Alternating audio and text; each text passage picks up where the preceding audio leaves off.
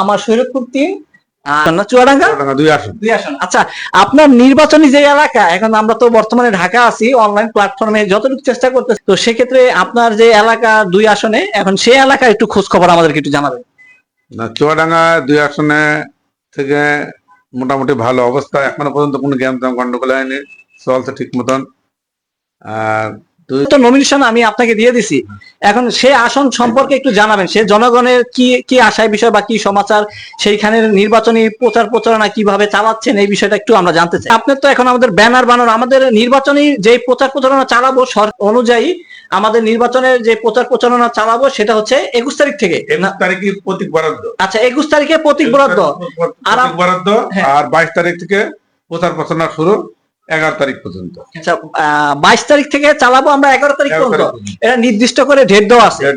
আচ্ছা, সেখানে কোনো নির্দিষ্ট ব্যানার বা ফেস্টুন কি এখন পর্যন্ত বানানো নিয়েছেন নাকি? এখনো কোনো কিছু বানানো হয়নি, প্রতীক বরাদ্দ পরে এটা বানানো হবে। আচ্ছা, প্রতীকের পরে আপনি এটা বানাবেন।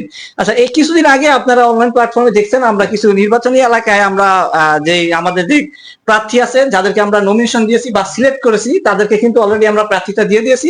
ফরিদপুর 4 আসন। আচ্ছা, ফরিদপুরের 4 আসনে সাগর ভাইকে আমরা নমিনেশন দিয়ে দিয়েছিলাম, তো তার থেকে জানবো তার এলাকার সম্পর্কে, তার নির্বাচনী যে এলাকা আছে বা কেন্দ্র আছে সেই সম্পর্কে আমাদেরকে একটু জানাবেন ভাই। জি, আমার ভাই কেমন আছেন? এই তো ভাই ভালো আছি। আমরা আশা করছি যে আমাদের জনকল্যাণ পার্টির খায়রুল দেওয়ান ভাই হয়তো বা এবার তার দোয়ায় আমি এমপি প্রার্থী হিসেবে দাঁড়াইছি। আশা করা যায় আমি জিতবো, আমার প্রচারণা এখন চালু আছে। আলহামদুলিল্লাহ, আলহামদুলিল্লাহ। তো এখন বিষয় হচ্ছে, যে কারণে মূলত ভিডিওটা করা, অনেকদিন আগে আপনাদেরকে তো অলরেডি আমরা নমিনেশন দিয়ে দিয়েছি, বিভিন্ন জেলা পর্যায়ে বা আসনগুলো আমরা বন্টন করে দিয়েছি। এখন আমাদের থেকে 11 তারিখ পর্যন্ত আমরা প্রচার প্রচারণা চালাতে পারবো সরকারি বিধি অনুযায়ী। এখন সেক্ষেত্রে আপনার কি কোনো ব্যানার বা ফেস্টুন বানাইছেন? না, আমার ব্যানার পেছন না। আমার ভাই ভালো আছেন? ওয়ালাইকুম আসসালাম। ভাই আপনার আসন কত চাঁদপুরে?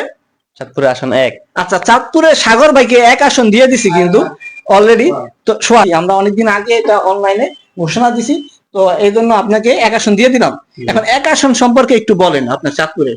আমাদের চাঁদপুরের 1 আসন সম্পর্কে, জি, ওইখানে কি আপনার প্রচার চালাতে কোনো সমস্যা হচ্ছে কিনা? আমাদের তো চেয়ারম্যান আমি, এই পার্টির চেয়ারম্যান আমি, আমাকে জানাবেন সেক্ষেত্রে কি আপনার কোনো সমস্যা হচ্ছে কিনা।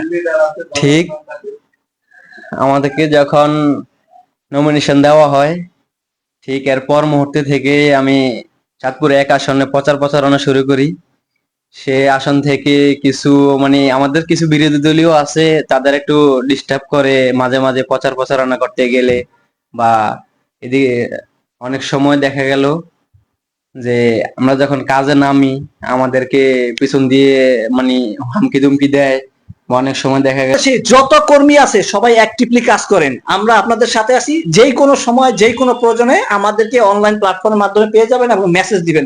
দ্রুত সময়ের মধ্যে আমরা টিম পাঠাবো। যে ধরনের সমস্যা হোক, প্রশাসনিক অবকাঠামো, টাকা পয়সা যা লাগে, এইবার কিন্তু নিশ্চিত আমরাই কিন্তু দল ক্ষমতায় আসবে। কি আমরা আসবো না? ইনশাআল্লাহ, ইনশাআল্লাহ। আমরা কি আসবো? ইনশাল্লাহ। আমরা কি এবার দল ক্ষমতায়? হ্যাঁ হ্যাঁ, আসবো।